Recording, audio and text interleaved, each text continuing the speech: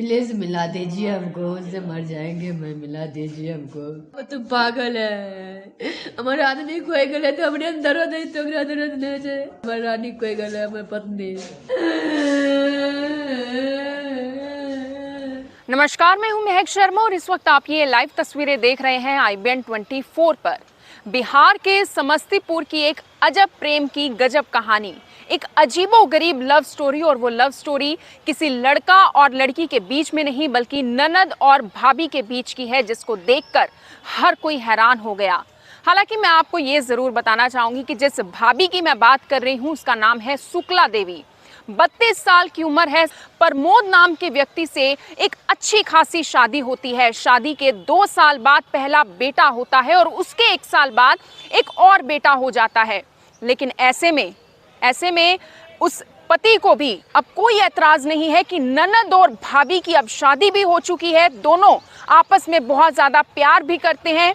लेकिन अब बात यह है कि अगर उस पति को कोई ऐतराज़ नहीं, किसी और को कोई ऐतराज़ नहीं, जब ननद भाभी एक दूसरे के साथ इतने खुश थे, तो आज आखिर क्यों शुक्ला देवी रोने को मजबूर है?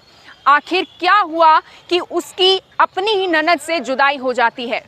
ये मामला है बिहार के समस्तीपुर का। एक अजब प्रेम की गजब कहानी देखने को मिलती है। जैसे कि मैंने आपको बताया कि साल 2013 में एक अच्छी खासी शादी हुई शुक्ला देवी और प्रमोद की। लेकिन ऐसे में शुक्ला देवी ने जो अपनी जुबानी अपनी पूरी कहानी बताई, उसमें उस कहानी ने ये ज़रूर उसने यानी अपनी जुबानी बयां किया कि जब उसकी शादी हुई थी उसके ससुराल में एक 18 साल की उसकी ननद थी जिसका नाम सोनी था। और ऐसे में धीरे धीरे अपने पति से भी अलग वो अपनी ननद से बातें करने लगी, अपनी सारी बातें शेयर करने लगी, अपने सुख और दुख का साथी बना लिया उसने अपनी ननद सोनी को।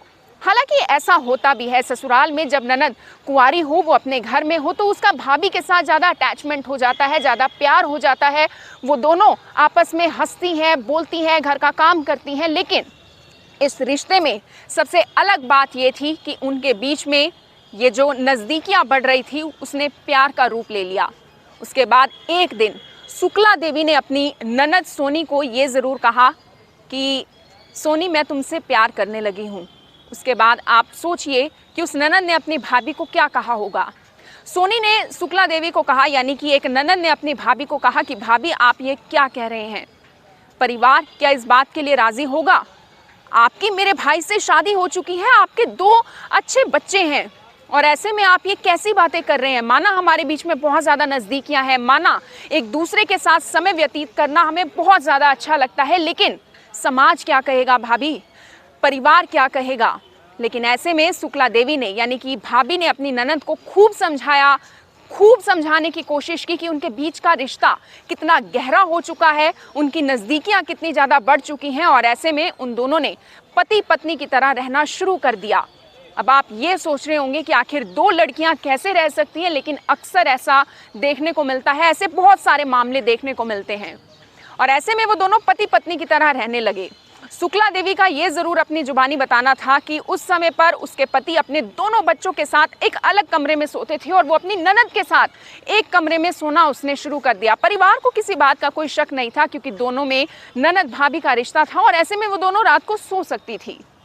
लेकिन एक रात अचानक से पति को शक हुआ, और उसके बाद सुबह जब वो उठा उसने अपनी पत्नी से पूछा, शुक्ला देवी से प्रमोद ने पूछा कि आखिर ये चल क्या रहा है, क्या तुम्हारे बीच में क्या चल रहा है, ननद भाभी के रिश्ते के बीच में क्या चल रहा है? तो उसके बाद शुक्ला देवी ने बिना देरी किए अपने पति को सारी दास्तां बता दी, सारी बात बता दी। उसने ये बता दिया कि हमारे बीच में प्यार है, हमारी नज़दीकियाँ बहुत ज़्यादा बढ़ चुकी हैं। ऐसे में प्रमोद ने गुस्सा ज़रूर किया, उसे ऐतराज़ ज़रूर था इस रिश्ते को लेकर, लेकिन वो पति क्या करता? क्योंकि वो अपनी पत्नी को खोते हुए तो देख ही रहा था, लेकिन वो ये भी देख रहा था कि उसकी पत्नी उसकी बहन के साथ बहुत ज़्यादा खुश है। और ऐसे में जो सोनी थी यानी कि प्रमोद की बहन थी, उसने मरने तक की धमकी दे दी, उसने सुसाइड करने तक की धमकी दे दी कि अगर आपने भाभी से मुझे जुदा कर दिया, भाभी से मुझे जुदा कर दिया और अलग कर दिया, तो उस समय पर मैं मर भी सकती हूँ, क्योंकि मैं भाभी के बिना रह नहीं सकती। तो ऐसे में प्रमोद आखिर क्या करता? प्रमोद ने ये फैसला कर लिया कि ठीक है, तुम्हें जो ठीक लगता है तुम कर सकते हो। लेकिन ससुराल वाले, जो शुक्ला के ससुराल वाले थे, वो इस बात के ज़रूर खिलाफ थे। ऐसे में उन्होंने आज से 5 महीने पहले इस बात का फैसला ले लिया कि क्यों ना हम शादी करें। लेकिन उसको लेकर भी सोनी ने ये ज़रूर पहले ऐतराज़ ज़रूर यानी कि जताया कि हम शादी कैसे कर सकते हैं, क्योंकि समाज हमारे रिश्ते को कभी एक्सेप्ट नहीं करेगा, कभी मंजूरी नहीं देगा। लेकिन फिर भी बहुत बार समझाने के बाद शुक्ला और सोनी ने आपस में शादी कर ली। एक मंदिर में उन्होंने शादी की।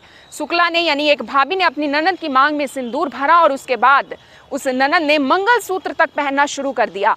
एक खूबसूरत सा एक भाभी अपनी ननद के लिए जोड़ा लेकर आई। उस जोड़े में वो बहुत ज़्यादा अच्छी भी लग रही थी, खूबसूरत लग रही थी। और उसके बाद धीरे धीरे एक मर्द वाली फील देने को लेकर, यानी कि वो उसे लड़का महसूस करे, जो ननद है वो अपनी भाभी को लड़का महसूस करे, उसने अपने बाल छोटे करवा लिए, लड़कों जैसे कपड़ा पहनना शुरू कर दिया। यहाँ तक कि उसने ये भी फैसला ले लिया कि वो अपना जेंडर तक चेंज करवा देगी और यूट्यूब पर कई सारी वीडियोस देखने लगी। लेकिन सोनी ने इस बात का एतराज़ उठाया कि नहीं भाभी, आप ऐसा कुछ नहीं करेंगे, क्योंकि अगर आप इस तरह का कोई ऑपरेशन करवाती हैं, चीर फाड़ में अगर आपकी जान चली गई तो मैं आपके बिना रह नहीं पाऊंगी। ये सारा मामला चल रहा था, ये एक अलग प्रेम की कहानी चल रही थी, ये एक अलग तरीके की लव स्टोरी चल रही थी। लेकिन एक दिन अचानक से उषा देवी, जो कि शुक्ला देवी की बड़ी ननद थी, यानी कि जो सोनी की बड़ी बहन थी, वो अचानक से घर में आती है। 10 से 12 लोगों के साथ आती है, क्योंकि ससुराल वाले इस बात का एतराज़ जता रहे थे।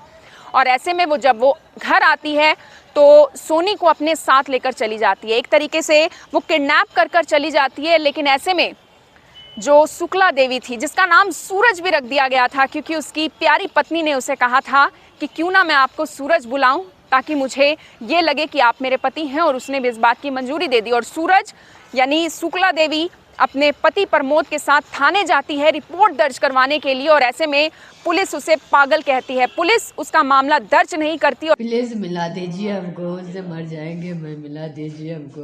वो तो पागल है, हमारे आदमी कोई गले तो हमने दर्द नहीं तो दर्द नहीं है, हमारी रानी कोई गले, हमारी पत्नी। पुलिस उसे पागल कहती है। पुलिस कहती है कि आखिर तुम ये बात क्या कर रही हो। और उसके बाद शुक्ला जब ये देखती है कि पुलिस कोई कार्रवाई नहीं कर रही है उसकी पत्नी को ढूंढने में, सोनी को ढूंढने में, उसके बाद वो पुलिस स्टेशन में ही एक दीवार पर अपना सर पटकती है, जिसके बाद वो काफ़ी ज़्यादा घायल हो जाती है और प्रमोद उसे तुरंत अस्पताल में भर्ती करवा देता है। अब आप भी सोच रहे होंगे कि आखिर ये क्या पूरा मामला था, कितनी अजीबोगरीब ये प्रेम कहानी थी। लेकिन आपको मैं ये ज़रूर बताना चाहूँगी कि इसमें जो डॉक्टर्स हैं वो क्या कहते हैं। डॉक्टर्स इसे कहते हैं कि ये कोई प्रेम नहीं बल्कि एक बीमारी है, ये पागलपन है, इसे डिसऑर्डर कहा जाता है, ऑब्सेसिव डिसऑर्डर कहा जाता है। ये एक डिसीज़ है, एक किस्म की बीमारी है। जब कोई इंसान बहुत ज़्यादा अकेला महसूस करने लगता है तो उस समय जिसके साथ वो ज़्यादा लगाव महसूस करता है उससे वो प्यार कर बैठता है। और ऐसे में वो चाहे सामने वाला लड़का हो या लड़की हो, उसे उससे प्यार हो जाता है। लेकिन ऐसे में ये डॉक्टर्स का ज़रूर कहना है कि अगर दोनों पक्ष शिक्षित हों, यानी पढ़े लिखे हों, एजुकेशन उनकी अच्छी हो, तो उन्हें समझा पाना ज़्यादा मुश्किल नहीं है। लेकिन इस मामले में जो दोनों ही ननद भाभी है वो ज़्यादा शिक्षित नहीं है, बिहार के समस्तीपुर से आते हैं और ऐसे में उन्हें समझा पाना बहुत ज़्यादा मुश्किल है। इस पूरे मामले को लेकर डॉक्टर्स का ये भी ज़रूर कहना है कि इसमें ननद और भाभी दोनों की काउंसलिंग होगी, उसके साथ साथ परिवार वालों की भी काउंसलिंग होगी, जो पति हैं प्रमोद उनकी भी काउंसलिंग होगी। क्योंकि डॉक्टर्स का ये ज़रूर कहना था कि इसमें हार्मोनल डिसबैलेंस नहीं है, क्योंकि अच्छी खासी ज़िंदगी थी, अच्छी खासी गृहस्थी थी, 2 बच्चे भी पैदा हुए। लेकिन आखिर ऐसा क्या हो गया, वो कौन सी बीमारी है जो लग गई जिसके बाद ननद और भाभी को आपस में प्यार हो जाता है। इस पूरे मामले को लेकर आपका क्या कुछ कहना है वो भी आप हमें ज़रूर बताइएगा। धन्यवाद।